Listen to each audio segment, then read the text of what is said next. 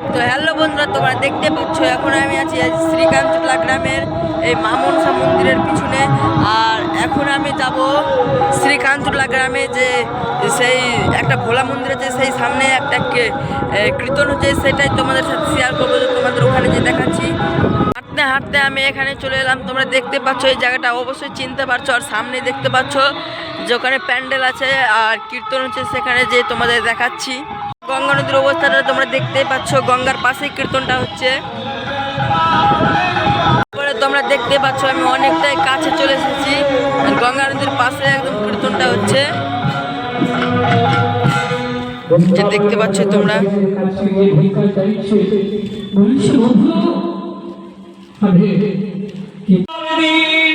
ভজন সাধনে মধুরে তুমি আমায় কিনতে চাইছো।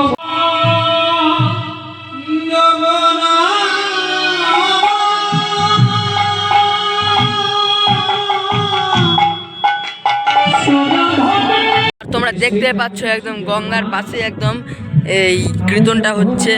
গ্রামবাসী মিলেই করাচ্ছে যেন গঙ্গা নদীটা চলে যায় আর এদিকে না আসে বা না কাটে বা সরকার বেঁধে দেয়।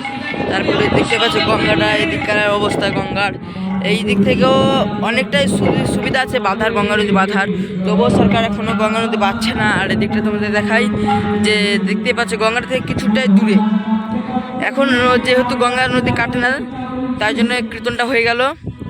তো আজকের ভিডিও কেমন লাগলো অবশ্যই বলবা। আজকের ভিডিওটা আর বেশি বড় করলাম না, এরকমই গঙ্গা নদী ও গ্রামের ভিডিও দেখার জন্য আমার চ্যানেলটাকে অবশ্যই সাবস্ক্রাইব করে লাইক করে দাও। আবার দেখাবে অন্য ভিডিওতে, তোমার জন্য বাই বাই।